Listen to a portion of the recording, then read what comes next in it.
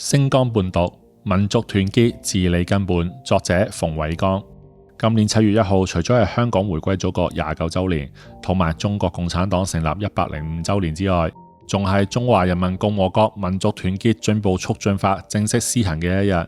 一部法律築牢咗中華民族共同嘅意識，為鞏固和諧嘅民族關係築牢咗法治根基。不過，西方反華勢力同埋台獨分裂勢力罔顧事實，蓄意抹黑，編造所謂嘅壓制少數民族文化、打壓民族自由等等虛假嘅謊言，曲解我國嘅立法原意。呢一套虛偽說辭嘅背後，係佢哋唯恐中國穩定發展、和平崛起，所以刻意製造民族隔閡、分裂中國嘅狼子野心。縱觀美西方5萬聯盟嘅國家，冇一個唔重視種族平等同埋社會團結，都通過立法嚴厲禁止種族歧視，打擊仇恨犯罪。美國曾經因為系統性嘅種族歧視引發黑人嘅命亦都係命全國抗議運動，深刻咁樣暴露咗種族撕裂對美國社會嘅危害。英國、加拿大、澳大利亞、新西蘭等嘅國家都有唔同嘅法律去懲處種族歧視嘅言行，嚴禁煽動族群對立，破壞社會穩定。全球所有主權國家都絕對唔會允許內部族群嘅分裂、社會動盪。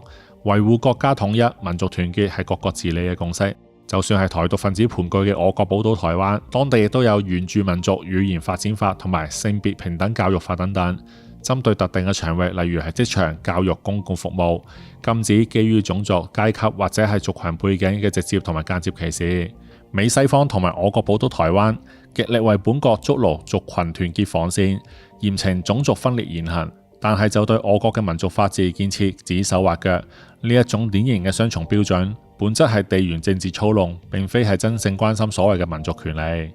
事實上，我國民族團結進步促進法係保護、包容、促進、共建嘅良法，絕對唔係外媒抹黑嘅管控壓制。法律喺推廣通用語言文字、增進民族交融嘅同時，明確依法保障少數民族語言文字、傳統文化、風俗習慣嘅合法權益。喺全國少數民族聚居景區、公共場館普遍配備雙語、多語標識嘅介紹。各地大力推廣少數民族特色菜餚、傳統手工藝同埋民族文化等民族瑰寶可以代代相傳。同時，國家充分尊重各民族婚喪嫁娶、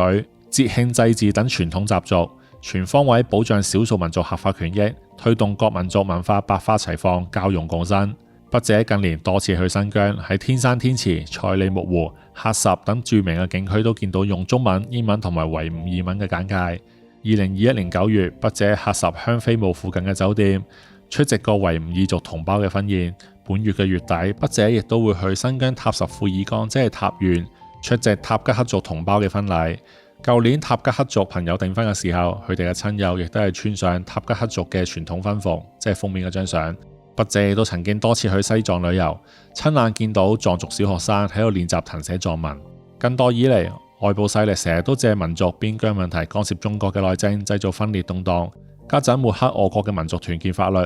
依舊係延續以亂制華嘅陰謀。佢哋唔願意見到一個團結統一、繁華穩定嘅中國，企圖通過歪曲輿論、挑撥民族關係、復刻西方族群撕裂、社會動盪嘅亂象，破壞我國長治久安嘅發展格局，甚至係乘機分裂我國。中華民族係56個民族多元一體嘅命運共同體，民族團結係各族人民嘅生命線。面對外部抹黑同埋分裂嘅圖謀，我哋必須要認清佢哋虛偽嘅本質同埋險惡嘅用心。筆者2023年8月曾經喺新疆嘅烏魯木齊參觀過一個展覽，見到仲係喺10年前嘅2016年，新疆仍然仲未擺脫分裂勢力嘅恐怖主義糾纏。但係喺過去嘅10年入邊，喺中國共產黨嘅有效應對之下，新疆終於成功擺脫恐怖主義，成為一個和平安全嘅新疆。我哋實在要珍惜呢一個得來不易嘅安全安定局面。民族團結進步促進法正正就係以法律去維護呢一個安定局面嘅重要手段。